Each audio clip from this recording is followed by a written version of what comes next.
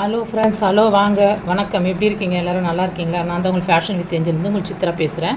இப்போ வந்து பார்த்தீங்கன்னா ஒரு கஸ்டமர் வந்து பட்டு சாரீ கொடுத்துருக்காங்க. ஸோ இந்த பட்டு சாரியில் வந்து சாரீ சுங்கு எப்படி போடுறதுன்றதை பார்க்க போகிறோம். ஒன் சைடு வந்து ஓரம் அடிக்க சொல்லிட்டாங்க. ஸோ ஒன் சைடு மட்டும்தான் நம்ம வந்து சுங்கு போட போகிறோம்.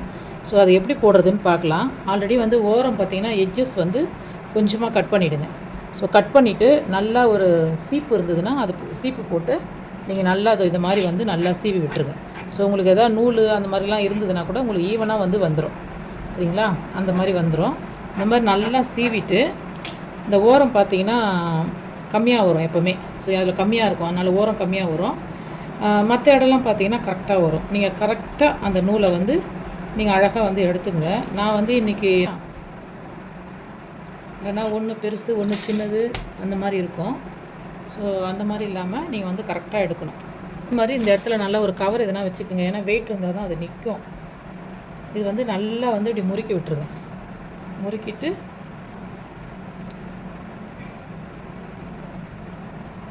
அந்த ஒரு 4 இடம் போடும்போது மட்டும் உங்களுக்கு ரொம்ப கஷ்டமாக இருக்கும்.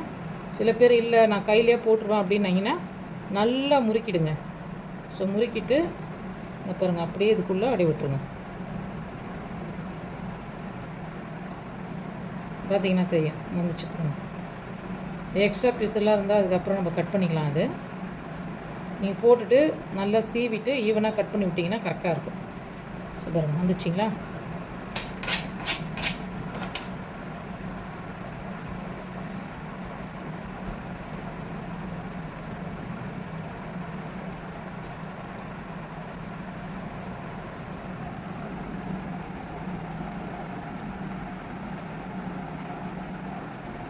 நான் வந்து அப்படியே கையிலே நான் திருப்பிடுவேன்.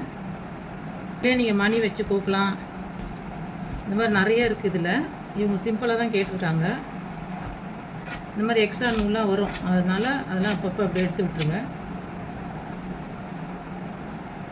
நான் வந்து பார்த்திங்கன்னா கையிலே தான் பண்ணுவேன். அளவுலாம் கூட நான் கையிலே தான், எனக்கு தெரியும். ஏன்னா போட்டு போட்டு பழக்கன்றதுனால நீங்கள் கரெக்டாக கணக்கு வச்சுக்கோங்க. ஒரு 1/4 இன்ச்சுக்கு எடுக்கிறீங்கன்னா ஸோ அதுக்கு தகுந்த மாதிரி வந்து நீங்கள் போட்டுக்கலாம்.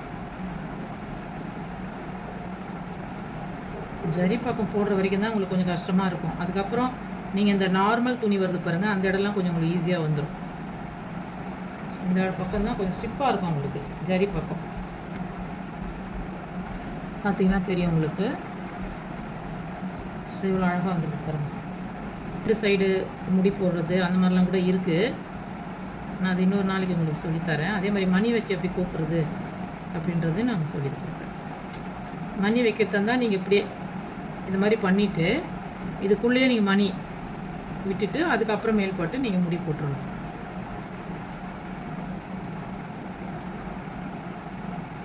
அப்படியே ஈஸியாக வந்துடும். நீங்கள் நல்லா முறுக்கிட்டு போட்டிங்கன்னா ஈஸியாக வந்துடும். கொஞ்சம் பிகினர்ஸுக்காக இருந்தால் கொஞ்சம் போடும்போது தான் கொஞ்சம் அடி கஷ்டமாக இருக்கும். அப்புறம் போட போட நீங்கள் பழகிட்டிங்கன்னா அது அப்படியே வந்துடும்.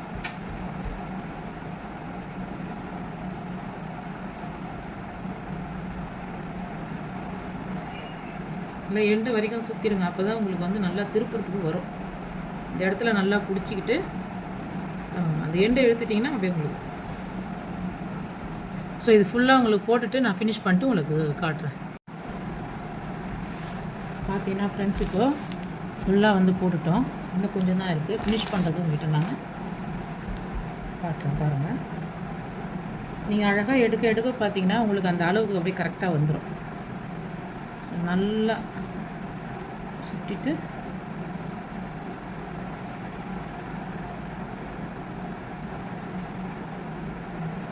பத்து நிமிஷத்தில் போட்டேன் நான். நீங்கள் போட போட உங்களுக்கு அப்படியே பழகிடும் ஃப்ரெண்ட்ஸ். இதெல்லாம் நான் வந்து இதை எப்படி கற்றுக்கினேன் அப்படின்னா, புடவை எடுக்க போகும்போது தான் கடையில் போட்டிருக்கும்போது நான் பார்த்துட்டு ஸோ இதை அப்படியே நம்ம ஏன் ட்ரை பண்ணக்கூடாதுன்னு சொல்லிட்டு என் சாரி ட்ரை பண்ணேன். அப்படியே வந்துடுச்சு. அதுலேருந்து இந்த ஒரு 10-15 வருஷமாக நான் போட்டுட்ருக்கேன்.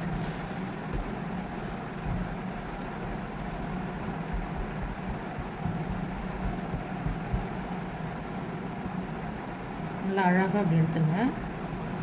பிசுறுலாம் இருந்ததுன்னா நம்ம லாஸ்ட்டில் கட் பண்ணிக்கலாம், அது பிரச்சனை இல்லை. இது பார்டர் கம்மியாக கொடுத்துருக்காங்க. ஒரு சைடு தான் வந்து பார்ட்ரு ஜாஸ்தி. இன்னும் 2 பக்கம் பார்ட்ரு பெருசாக இருக்குது அப்படின்னா இந்த பார்ட்ரு சைடு வர்றது தான் கொஞ்சம் கஷ்டமாக இருக்கும் உங்களுக்கு. ஏன்னா அது கொஞ்சம் மடங்காகுது சீக்கிரத்தில். ஸோ இதை அப்படியே 2ஆக பிரித்து போட்டுட்டு இதுக்கு வந்து சில பேர் ஊசி வச்சு திருப்புறாங்க, ஏதோ செய்கிறாங்க. இப்போ நான் வந்து அதெல்லாம் பண்ண மாட்டேன். அழகாக வந்து கையில் தான் வந்து நான் வந்து திருப்புவேன்.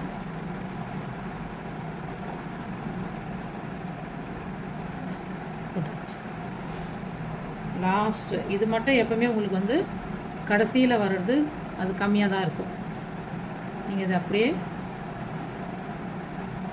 ட்விஸ்ட் பண்ணிவிட்டு நல்லா அப்படியே நல்லா முறுக்கிட்டு அப்படியே முடி போடணும். அவ்வளோதான். பாருங்க ஃப்ரெண்ட்ஸ், ஃபுல் சாரியை வந்து நம்ம வந்து ஃபினிஷ் பண்ணிட்டோம். ஸோ இதெல்லாம் நல்லா ஒரு வாட்டி இப்படி இதெல்லாம் வந்து அப்படியே சைஸாக கட் பண்ணிக்கணும். கொஞ்சம் ட்ரிம் பண்ணணும். கட் பண்ணால் நீங்கள் மொத்தத்தையும் கட் பண்ணுற போகிறீங்க. லெவலாக வந்து ட்ரிம் பண்ணி விடணும். இங்கெல்லாம் அப்படியே விட்டுருணும். அதே மாதிரி இந்த சைடு நல்லா முடி வந்து டைட் பண்ணி விடுங்க. லூஸ் ஆகிடுச்சின்னா பிரிஞ்சிடும். ஸோ டைட் முடி போட்டுருங்க. அவ்வளோதான் ஃப்ரெண்ட்ஸ். பார்த்திங்கன்னா தெரியும் அழகாக ஒரே மாதிரியாக. ஸோ எல்லா சுங்கு வந்து அழகாக ஒரே மாதிரியாக போட்டிருக்கோம் பாருங்கள். ஸோ இவ்வளோ தான் ஃப்ரெண்ட்ஸ். சாரிக்கு சுங்கு போடுறது எப்படி இருந்ததுன்னு கமெண்ட் செக்ஷனில் சொல்லுங்கள். சேனலை சப்ஸ்கிரைப் பண்ணுங்கள். நிறைய பேர் பார்க்குறீங்க, சேனல் சப்ஸ்கிரைப் பண்ண மாட்டீங்க. சப்போர்ட் பண்ணுங்கள், ஷேர் பண்ணுங்கள், கமெண்ட் பண்ணுங்கள் ஃப்ரெண்ட்ஸ். இதே மாதிரி இன்னொரு வீடியோவில் சந்திக்கலாம். அதே மாதிரி புடவைக்கு பால்ஸ் வைக்கிறது ஆல்ரெடி நான் ஒரு வீடியோ போட்டிருப்பேன் உங்களுக்கு. நீங்கள் வேணும்னா லிங்க் வைக்கிறேன், டிஸ்கிரிப்ஷன் போயிட்டு வந்து நீங்கள் அதில் பால்ஸ் வைக்கிறது எப்படின்றதையும் பார்க்கலாம். ஓகே ஃப்ரெண்ட்ஸ், இன்னொரு வீடியோவில் பார்க்கலாம். ஓகே, பாய்.